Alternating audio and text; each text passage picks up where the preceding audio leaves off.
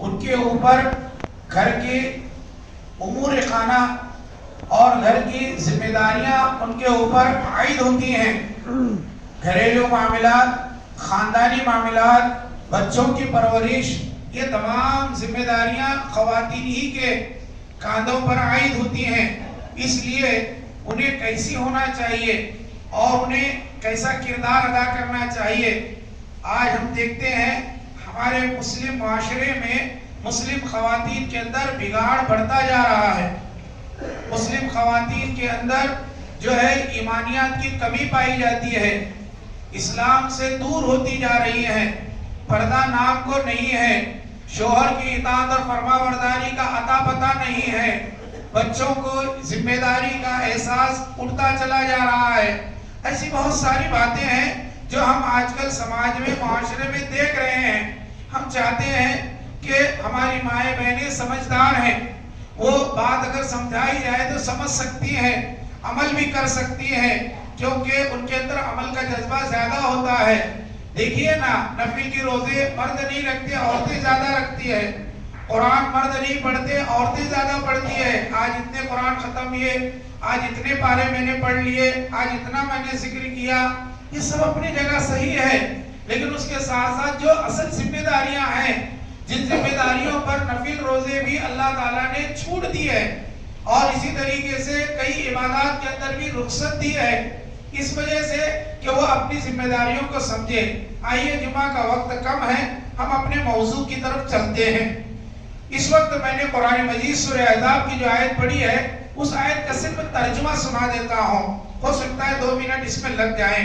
اللہ تعالیٰ فرماتا ہے، بے شک مسلمان مرد، مسلمان عورتیں، مومن مرد، مومن عورتیں، اسی طریقے سے فرما بردار مرد، فرما بردار عورتیں، سچ بولنے والے مرد، سچ بولنے والی عورتیں، صبر کرنے والے مرد، صبر کرنے والی عورتیں، اللہ سے ڈرنے والے مرد اور اللہ سے ڈرنے والی عورتیں، اللہ کی راہ میں صدقہ کرنے والے مرد اور اللہ کی راہ میں صدقہ کرنے والی عورتیں، روزہ رکھنے والے مرد اور روزہ رکھنے والی عورتیں، اپنی شرمگاہوں کی حفاظت کرنے والے مرد اور اپنی شرمگاہوں کی حفاظت کرنے والی عورتیں، اور اللہ کا کثرت سے ذکر کرنے والے مرد اور اللہ کا ذکر کرنے والی عورتیں. اللہ تعالیٰ نے انہی لوگوں کے لیے بخشش کا انعام رکھا ہے اور بہت بڑا اجر رکھا ہے. آخر میں اللہ تعالیٰ نے صلہ بتایا اور شروع میں کام بتائے. اب یہ کام کے اندر مرد بھی اور عورتیں دونوں برابر کے شریک ہیں، دونوں کو یہ کام کرنا ہے جو آیت میں نے پڑھی. آپ دیکھیے، عورتوں کی پہلی صفت جو بتائی گئی، مسلمان عورتیں ہوتی ہیں.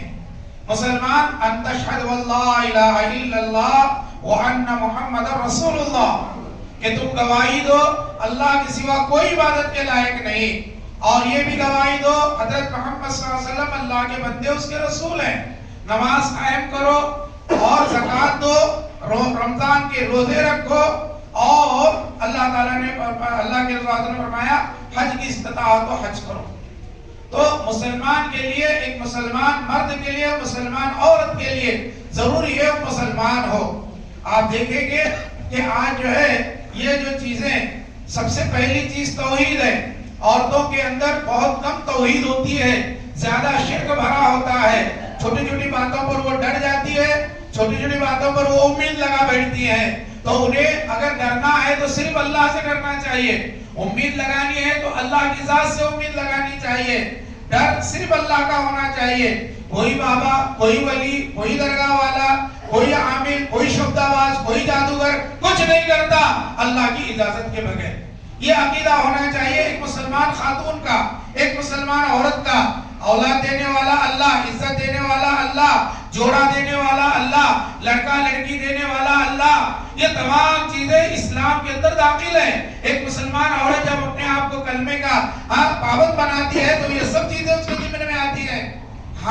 تو اس طریقے سے حضرت محمد صلی اللہ علیہ وسلم پر ایمان لائی، ان کی ہر بات سر خم تسلیم، ان کا ہر قول ادب احترام کے ساتھ قبول کرنا، اس پر عمل کرنا. اس میں دادی کیا بولتی، نانی کیا بولتی، بڑے کیا بولتے، بزرگ کیا بولتے، کچھ نہیں. ہم سننا ہے، ہمیں اللہ کی سننا ہے، رسول اللہ کی سننا ہے. ایک مسلمان عورت، ایک مومن عورت اب اللہ کے لیے جو بھی قربانی قربانی پیش آئے، جو بھی پریشانی پیش آئے، اس کے لیے ہمارا تیار ہو. ہاں والمؤمنین والمؤمنات، اللہ پر ایمان لانے والی عورتیں، ہاں ایمان لانے والی عورتیں سمیہ تھی جس نے اللہ پر ایمان لائی، اور اس ایمان کے طفیل میں، اس ایمان کے بدلے میں انہیں قربانی دینی پڑی، شہادت نصیب ہوئی. ابو جہل نے انہیں جو ہے شہید کر دیا. شہادت کو خوشی خوشی انہوں نے قبول کیا، کہا ایمان میں نہیں چھوڑوں گی. ہاں میں دنیا چھوڑ سکتی ہوں، اللہ کو نہیں چھوڑ سکتی، اللہ سے کیے ہوئے عہد و پیمان کو نہیں چھوڑ سکتی، اللہ کا جو کلمہ میں نے پڑھا اس کو نہیں چھوڑ سکتی. ایسے ہی آسیہ تھی. حضرت آسیہ کا ایمان کتنا مضبوط تھا. اس نے کہا فرعون تجھے بھی میں چھوڑ دوں گی، تیرا محل بھی میں چھوڑ دوں گی، تیرے تمام جو ہے ہاں دولت، سونا چاندی، ہیرے جواہرات سب چھوڑ دوں گی، لیکن میں جو ہے ایمان نہیں چھوڑوں گی. اور انہوں نے جو ہے فرعون نے اس کے مقابلے میں ان کے سولی پر اس کو سولی پر چڑھایا اور قتل کرنا، شہید کرنا چاہا.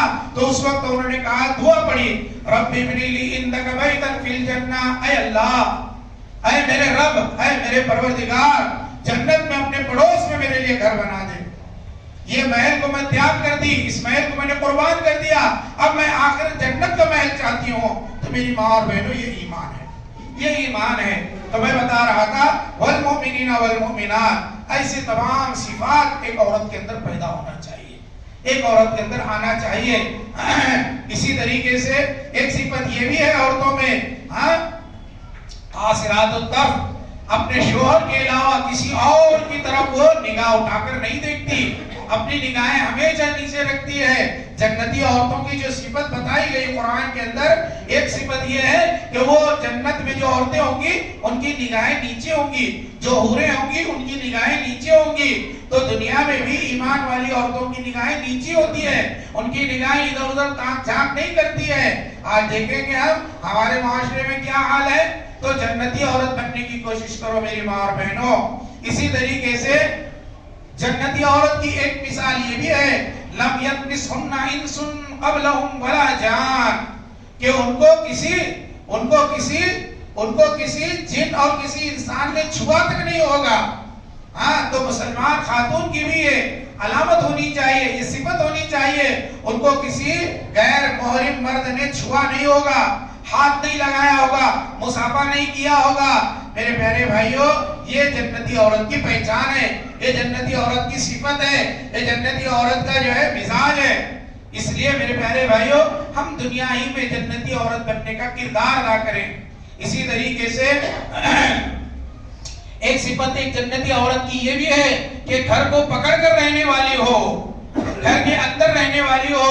اللہ تعالیٰ قرآن میں فرماتا ہے وَقَرْنَا فِي بُيُوتِكُنَّ وَلَا تَبَرُّجْنَا تَبَرُّجَ الْجَاهِلِيَّةِ الْأُولَى، کہ جو ہے وہ اپنے گھر میں قرار پکڑیں، اپنے گھر میں بیٹھے رہیں، قرآن پڑھیں، حدیث پڑھیں، گھر کے بچوں کی نگرانی کرے، کھانا پکائیں، جھاڑو لگائیں، صاف صفائی کرے، گھر کی نگہداشت کرے، امور خانہ داری کے اندر خوب دل لگا کر کام کرے.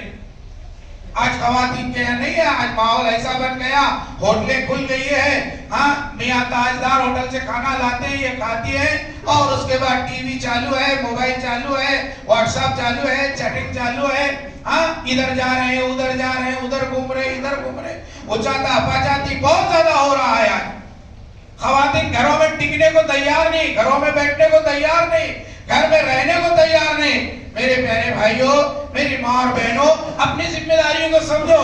جتنا آپ گھر کے اندر رہیں گی اتنا گھر کے تمام معاملات درست رہیں گے، جتنا گھر کے باہر جائیں گی معاملات بگڑ جائیں گے. کیونکہ عورت کا اصل جو ہے ٹھکانہ مکان ہے، ہاں روڈ نہیں ہے، ہاں گاڑی نہیں ہے، شاپنگ نہیں ہے، اس کا اصل قرار جو ہے اس کا گھر ہے. اللہ تعالیٰ نے اس امت کی سب سے بہترین خواتین، سب سے بہترین عورتیں، ان کو کہا وَقَرْنَا فِي بُيُوتِكُنَّ أُمَّهَاتِ الْمُؤْمِنِينَ کو خطاب کیا یہاں پر کہ اپنے گھروں کو یہ قرار پکڑیں. اس کے ضمن میں اللہ تعالیٰ نے تمام امت کی عورتوں کو خطاب کر کے کہا کہ امہات المومنین گھروں میں بیٹھے، تمام عورتیں گھروں میں بیٹھے. نماز مسجد میں آ کر پڑھنا ہے، لیکن افضل نماز عورت کی گھر کے اندر، سب سے اندر جو روم ہے اس روم کے اندر وہ نماز پڑھے. یہ افضل بتایا گیا. مسجد میں آنا ہے، ہاں مسجد کی سنت ہے، لیکن افضل نماز جو بتائی گھر کے اندر، کیوں؟ گھر کے بہت سارے مسائل ہیں، ان مسائل کا حل عورتیں ہی کر سکتی ہے۔ مرد باہر کی معاشی ذمہ داری سنبھالے گا، وہ کاروبار کرے گا، دھندا کرے گا، بیپار کرے گا، پیسہ روپیہ کمائے گا، اور عورت گھر کا سب بچوں کی نگہداشت کرے گی۔ کام کو بانٹا گیا ہے، کام کو تقسیم کیا گیا ہے۔ تو اس طریقے سے ایک عورت اگر باہر نکلتی تو کیا ہوتا ہے؟ حدیث اللہ کے رسول صلی اللہ علیہ وسلم فرماتے ہیں المرأة عورت فإذا خرجت استشرفها الشیطان، کہ جب عورت نکلتی ہے گھر کے باہر بے پردہ ہو کر کے تو شیطان اس کے پیچھے لگ جاتا ہے جھانکتے ہوئے، بس اس کے پیچھے شیطان لگ جاتا ہے، اور کہاں جاتی ہے، کیا کرتی ہے، کیسا اسے اکسانا، کیسا بہکانا، کیسا گناہ کے کام میں لگانا، یہ شیطان اپنا کام، جب گھر میں بیٹھی رہی تو شیطان نہیں آتا۔ تو میری ماں اور بہنوں، جہاں تک ہو سکے اپنے گھروں کو لازم پکڑو۔ ظاہر سی بات ہے عورتیں نکلتی ہے تو معاملات بھی بگڑتے ہیں، ادھر کی بات ادھر، ادھر کی بات ادھر، ہاں برائی کے دانے کی بات رہتی ہے، وہ پوری پہاڑ بن جاتی ہے۔ ارے اس نے ایسا کہا، ارے اس نے ایسا کہا، ارے مجھے نہیں معلوم، ارے انہوں نے۔ مرد بیچارے کام کر کے تھکتے ہیں، کماتے کماتے فرصت نہیں ہوتی، عورتیں یہ چیزیں لا کر ان کے سر پہ رکھ دیتی ہے۔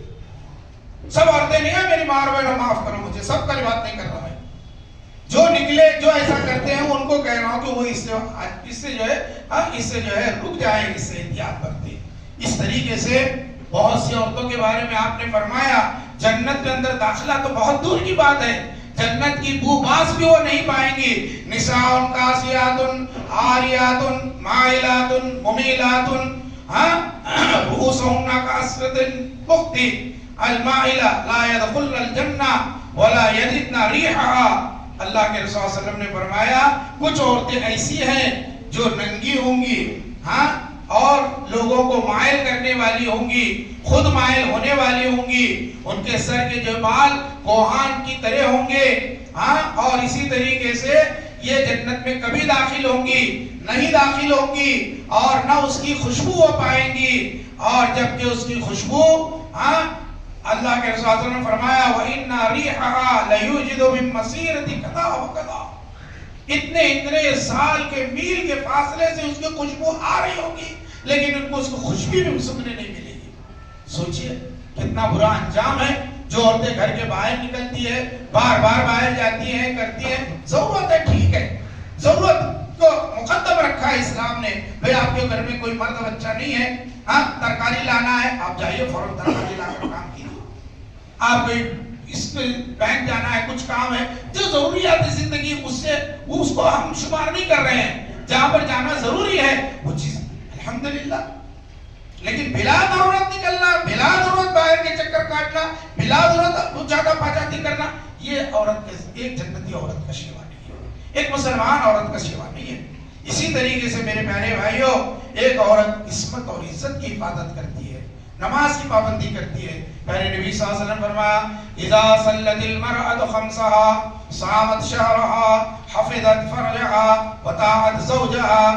آپ صلی اللہ علیہ وسلم نے فرمایا ایک مسلمان عورت کی صفت یہ ہوتی ہے 5 وقت وہ نماز کی پابند ہوتی ہے، رمضان کے مہینے کے روزے رکھتی ہے، اپنے شرمگاہوں کی حفاظت کرتی ہے، اپنے شوہر کی اطاعت کرتی ہے۔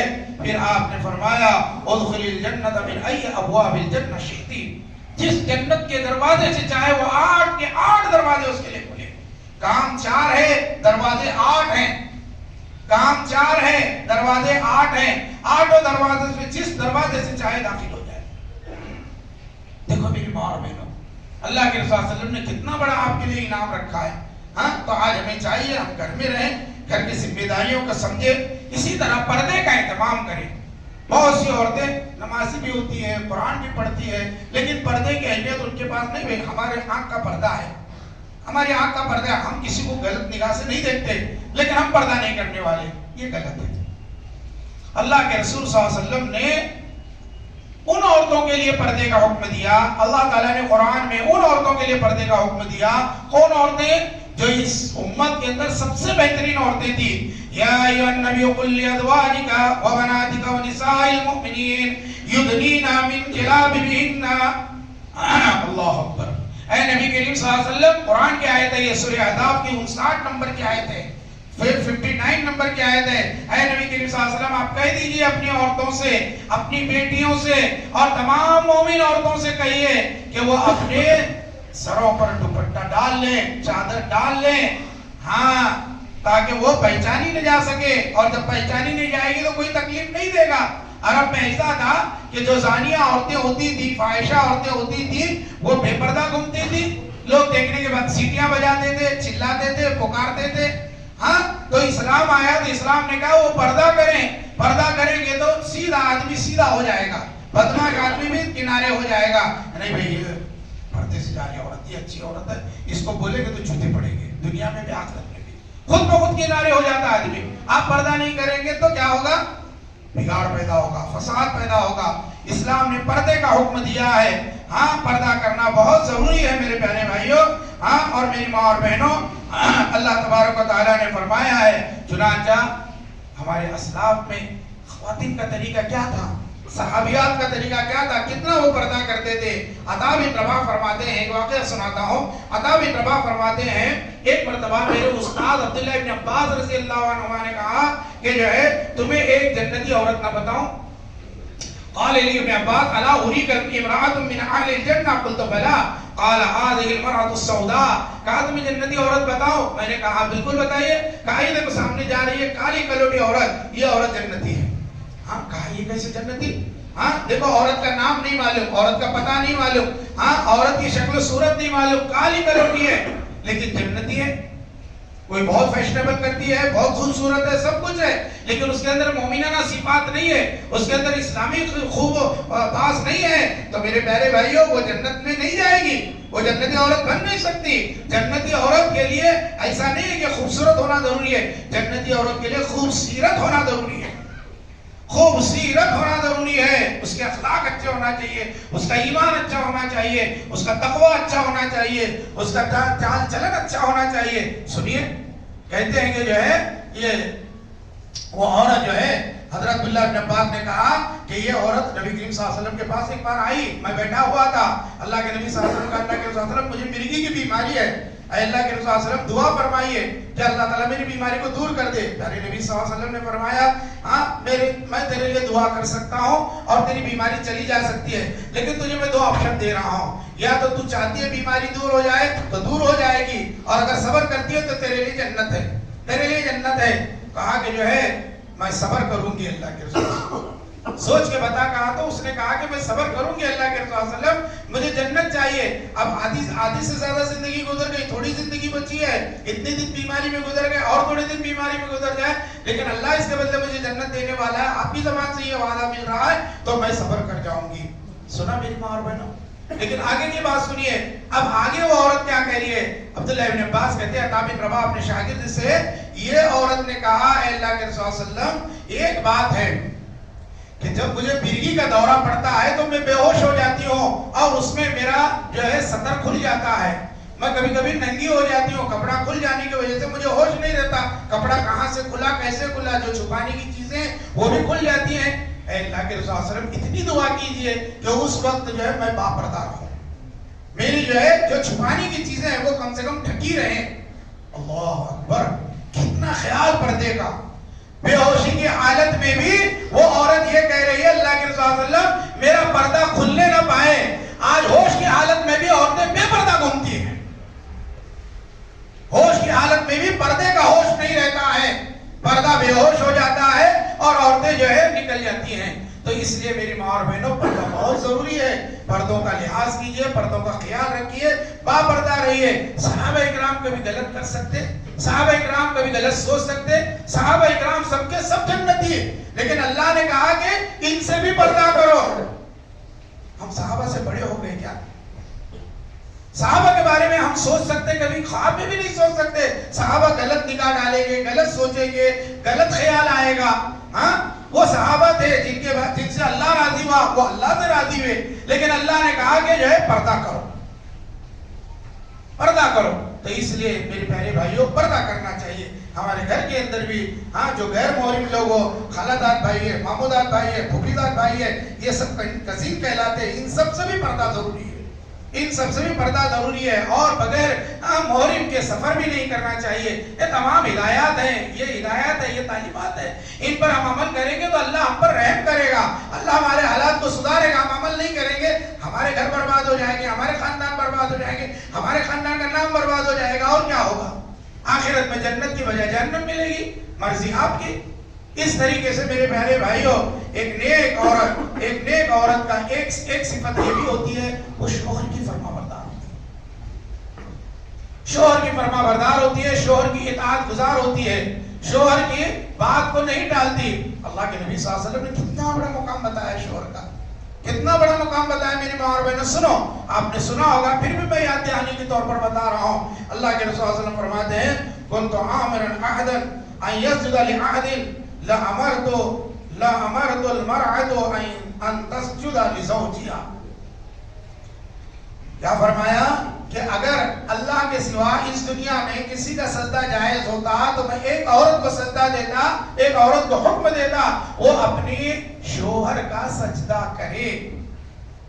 اللہ کے بعد اگر سجدہ جائز ہوتا، صرف اللہ کو سجدہ ہے، اللہ کے سوا نہ قبر کو سجدہ ہے، نہ بابا کو سجدہ ہے، نہ ولی کو سجدہ ہے، نہ مرشد کو سجدہ ہے، نہ مولوی کو سجدہ ہے، نہ ملا کو سجدہ ہے، کسی کو، نہ درخت کو، نہ شجر کو، نہ سورج کو، نہ چاند کو، کوئی کسی کو سجدہ نہیں سوائے اللہ کے۔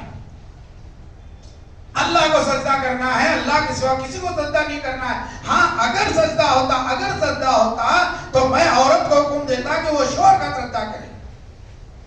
تو سوچو میرے پیارے بھائیوں، سجدہ نہیں ہے، اس لیے میں سجدے کا حکم نہیں دے رہا ہوں۔ اس کا مطلب یہ ہوا حدیث کا کہ سجدہ کرنے کا مطلب شوہر کا بہت بڑا مرتبہ ہے، بہت بڑا مقام ہے۔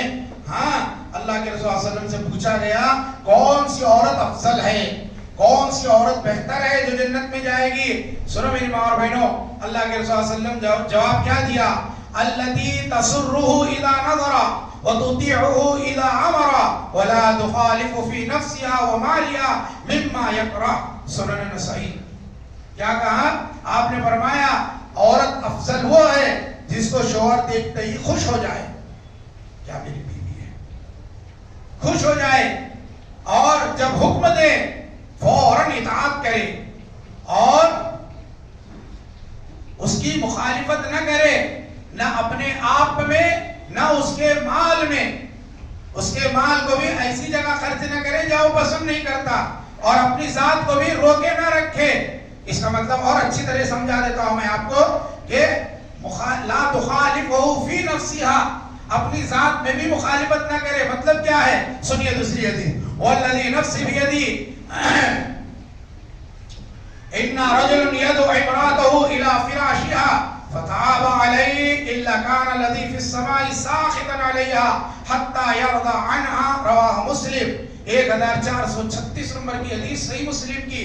اس ذات کی قسم جس کے ہاتھ میں میری جان ہے، ایک مرد اپنی عورت کو اپنی خواہشات کی تکمیل کے لیے بستر پر بلاتا ہے اور وہ انکار کرتی ہے، میں نہیں آؤں گی، میں تمہارے ساتھ نہیں سوؤں گی، مجھے مت بلاؤ، تو اس سے اللہ تعالیٰ ناراض ہوتا ہے اور پورے آسمان کے فرشتے ناراض ہوتے ہیں، یہاں تک کہ اگر وہ شوہر کو راضی کر لے یا شوہر اس سے راضی ہو جائے، اور اس حالت میں اگر وہ مر جائے گی تو وہ جہنم میں چلی جائے گی۔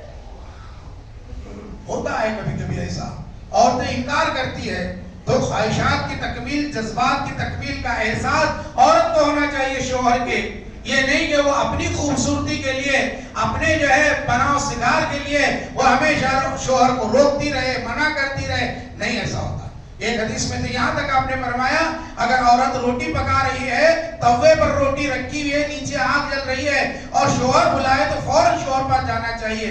جب روٹی جلے گی اس کا ایسا یہ نہیں ہے، شوہر کی اطاعت ضروری ہے۔ تو میری ماں اور بہنوں، آج کہاں ہے؟ آج یہ مسئلہ بہت بڑا بن گیا ہے، شوہر کی اطاعت کرنے کو عورتیں آج تیار نہیں ہیں، لڑکیاں آج تیار نہیں ہیں۔ آج جو ہے وہ بڑا جب بننا چاہتی ہے، وہ بڑا ہونا چاہتی ہے، شوہر کو نیچا دکھانا چاہتی ہے۔ سنو، اسلامی فطرت، اسلامی اصول میں سمجھاتا ہوں آپ کو، اسلامی اصول کیا ہے، اسلامی یہ کیا ہے۔ یہ حدیث کو سننے کے بعد آپ کو میں بتاتا ہوں، دیکھیے ایک اور حدیث بیان کر کے پھر میں بات کو پوری کلیئر کروں گا۔ بچوں پر بچوں پر مہربانی، خاوند کے مفادات کا خیال، یہ بھی جنتی عورت کی صفت ہے. جیسے شوہر کا خیال رکھنا، شوہر کے مفادات کا خیال رکھنا، اور ایسے ہی بچوں کے اوپر محبت کرنا. احنا والا ولد فی صغر وارعا والا بعل بذات یدین، یہ جو ہے بچوں کی نگرانی، چھوٹ پنے میں بچوں سے پیار کرنا، محبت کرنا اور شوہر کی خدمت کرنا، یہ تمام ذمہ داریاں ایک عورت کی ہے. گویا اس حدیث سے 3 باتیں معلوم ہوئی. ایک امور خانہ داری، گھر کے اندر تمام چیزوں کی ذمہ داری عورت کی ہے، اور دوسری ذمہ داری بچوں کی پرورش عورت کی ہے. تیسری ذمہ داری خاوند کی خدمت اور اس کے جذبات کا خیال رکھنا عورت کی ذمہ داری ہے. آج ہوتا یہ ہے کہ عورتیں نافرمان بنتی جا رہی ہے.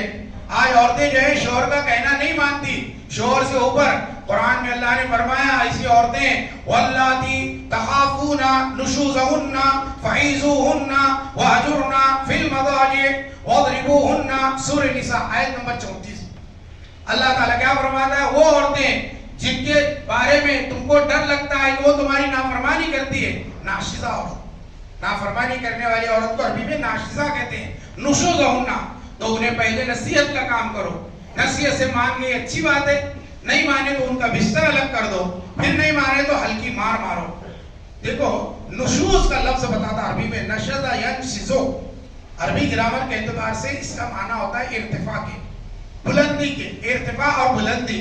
نشوز یہ عربی کا لغوی معنی ہو گیا، ڈکشنری کا معنی ہو گیا. تو شوہر کے بارے میں یہ کہا گیا کہ اس کو بلند مانے عورت، اپنے کو نیچے مانے، شوہر کو بلند مانے. یہ مطلب ہوا. اس کو یہاں مانے کیا کر رہے ہیں؟ نافرمانی. نافرمانی مطلب یہی ہوا. آدمی نافرمانی کب کرتا ہے؟ تو بڑا نہیں میں بڑا.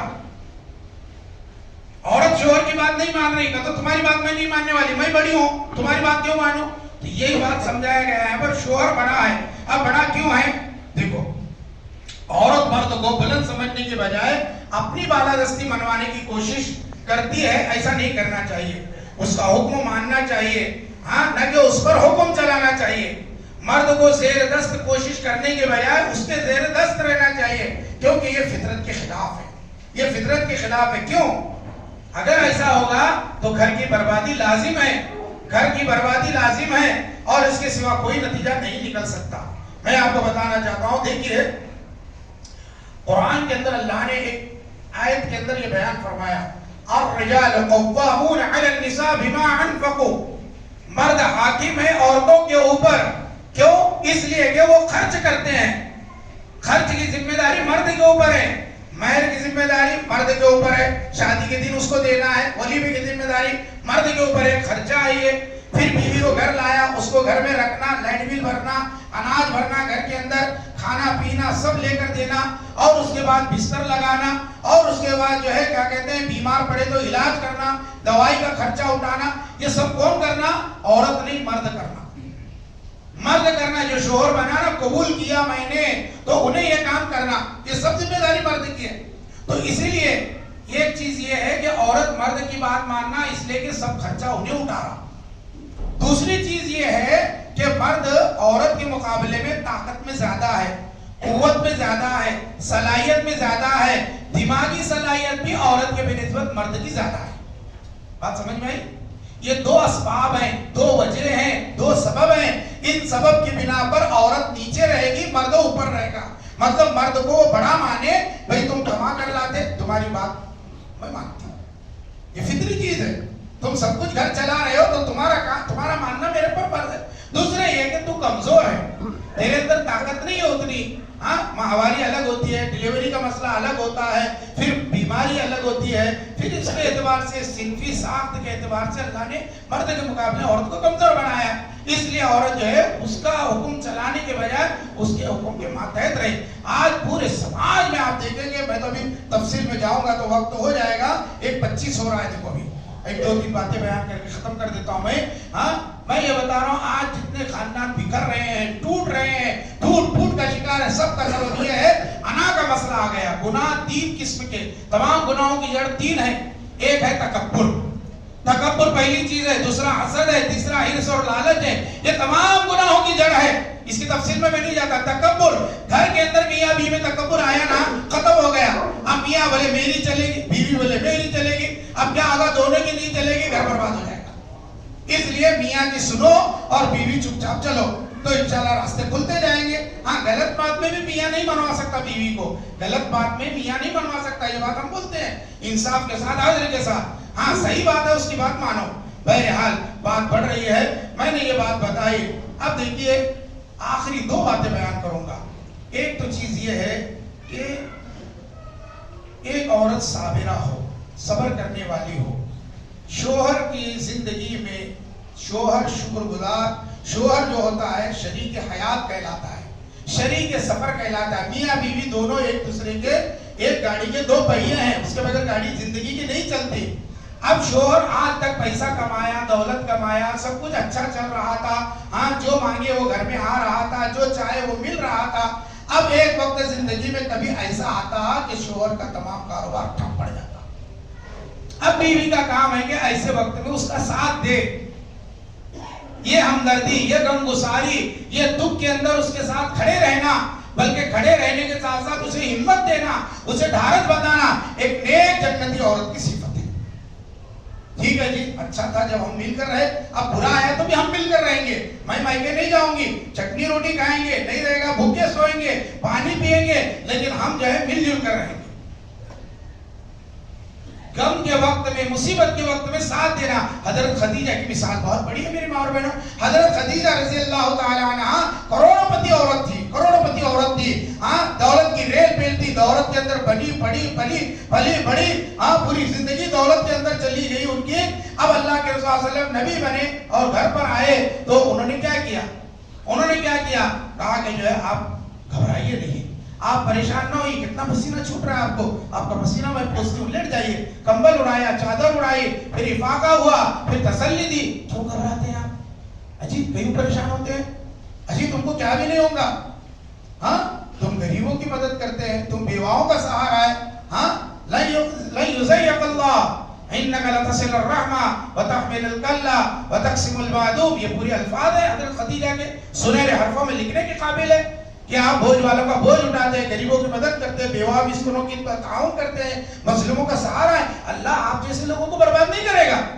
شرک کا دور ہے، مشرکانہ ماحول ہے، اس ماحول میں ایک عورت اپنے شوہر کو تسلی دے گی گھر کی چار دیواری میں، آپ ہمت مت ہاریے۔ تو ہر بیوی، ہر شوہر کو ایسی بیوی ملنا چاہیے، اور یہ بیوی اس کو ساتھ دے، اس کی ہمت بتائے، دھارت بتائے۔ یہ اصل کردار ہے ایک عورت کا کہ خوشی کے اندر شوہر کے ساتھ رہے تو غمی کے اندر بھی شوہر کا ساتھ نہ چھوڑے، بلکہ شوہر کے ساتھ ڈٹ کر مقابلہ کرے اور ساتھ رہے اس کے، یہ ہمت دینا چاہیے۔ انہوں نے یہی نہیں کیا، بلکہ وہ اپنے چچرے بھائی جو عیسائی تھے ورقہ بن نوفل کے پاس لے گئی، لے جا کر بٹھا، کہا دیکھو ان کو کیا ہوا ہے، کوئی جادو کا اثر تو نہیں ہوا، کوئی جن تو سوار نہیں ہوا، دیکھو ذرا۔ پھر انہوں نے دیکھ کر کے بتایا، وہ تفصیل بہت زیادہ ہے۔ تو یہ چیز ہے میری ماں اور بہنوں، مصیبت میں شوہر کا ساتھ دو، مصیبت میں شوہر کے ساتھ رہو، مصیبت میں جیسا حال ہے ویسا گزارا کرو تو زندگی بن جائے گی۔ اللہ کے رسول صلی اللہ علیہ وسلم فرماتے ہیں انظروا الی من اسفل منکم ولا تنظروا الی من اعلی منکم، ایک اصول بیان فرمایا، ہمیشہ اپنے سے نیچے والوں کو دیکھو، اپنے سے اوپر والوں کو مت دیکھو۔ اگر یہ اصول ہر عورت کے اندر، ہر لڑکی کے اندر، ہر ماں کے اندر، ہر دادی، ہر نانی، پھوپھی، خالہ، اماں، باپ سب کے اندر آ جائے تو انشاءاللہ گھر جو ہے نمونے جنت بن جائے۔ جنت نہیں بنے گا، نمونے جنت بن سکتا ہے۔ اب آخری بات ایک اور بیان کر دیتا ہوں، صبر کرنے والے بھی ہونا، جزا فدا کرنا، چلانا، پکارنا، شور کرنا، کیا یہاں ہے ویسے۔ اللہ کے رسول صلی اللہ علیہ وسلم نے ایک مرتبہ سورج گرہن کی نماز پڑھائی، نماز کے بعد آپ نے کھڑے ہو کر خطبہ دیا، خطبہ دینے کے بعد آپ نے کہا، خطبے کے دوران آپ نے کہا واز کہتے ہوئے کہ جو ہے مجھے اللہ تعالیٰ نے اس دوران، نماز کے دوران جنت بھی دکھلائی، جہنم بھی دکھلائی۔ جہنم کے اندر اکثر عورتوں کو میں نے دیکھا، وَلِمَا يَا رَسُولَ اللَّهِ وَبِمَا يَا رَسُولَ اللَّهِ، بخاری کی روایت ہے، صحابہ نے پوچھا اللہ کے صلی اللہ علیہ وسلم کیوں ایسا، عورتیں جنت جہنم میں زیادہ کیوں ہیں؟ کہا کہ جو ہے کیا وہ اللہ کی ناشکری کرتی ہے؟ کہا اللہ کی ناشکری نہیں کرتی، وہ ناشکری کرتی ہے، وہ ناشکری کرتی ہے اپنے شوہروں کی۔ زندگی بھر شوہر سب کچھ لا کر دے دے، آخر میں وہ کہے کہ تمہارے پاس مجھے کچھ بھی نہیں ملا، آج تک میں تمہارے ساتھ مصیبت میں زندگی گزاری، پریشانی میں زندگی گزاری، کبھی مجھے اچھا تم کیے ہی نہیں، کرے ہی نہیں۔ یہ لاسٹ لینگویج ہوتی ہے عورت کی۔ اللہ کے رسول صلی اللہ علیہ وسلم نے فطرت کی آواز کو یہاں پر بیان کیا ہے، اس سے برا نہیں ماننا چاہیے، عورتوں کو برا نہیں سمجھنا چاہیے، وہ اپنی اصلاح کر لینی ناشکری چاہیے. اللہ کے نبی صلی اللہ علیہ وسلم نے اس کے ذریعے ایک کمزوری بیان فرمائی عورت کی. سب عورتوں میں ایسا نہیں ہوتا، لیکن اس حدیث میں عورت کی کمزوری کا بیان ہے، وہ ہے خاوند کی ناشکری.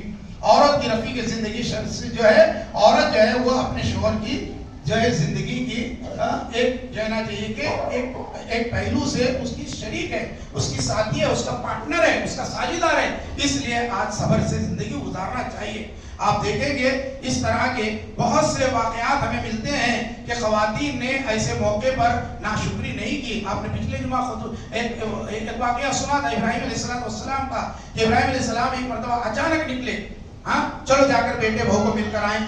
اب نکلے وہ فلسطین سے اور آئے وہ مکہ میں، اور دیکھا کہ جو ہے پوچھا بہو سے کیسے ہو، کیا ہو، کہاں گئے تمہارے خاوند. آپ کو سارا واقعہ معلوم ہے، ہمارے ماں بہنوں کو بھی معلوم ہے. دوسری عورت نے کہا کہ جو ہے، پہلی عورت نے کہا کہ جو کچھ بھی نہیں ہے گھر میں، پریشانی کی زندگی گزر رہے ہیں. ناشکری کی یہ دلیل تھی، یہ ثبوت تھا.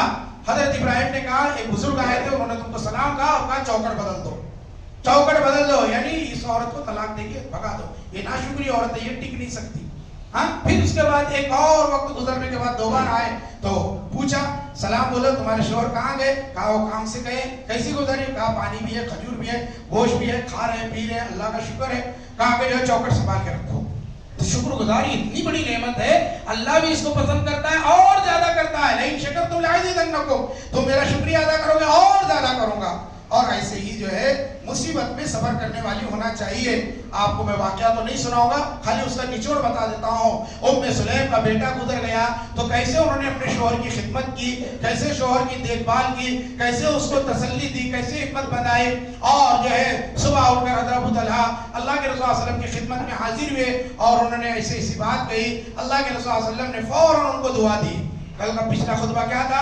برکت کی دعا دی، برکت کی دعا دی. برکت نہیں آج ہمارے گھروں میں، یہ سب عورتوں کے بگاڑ کی وجہ سے برکت نہیں ہے.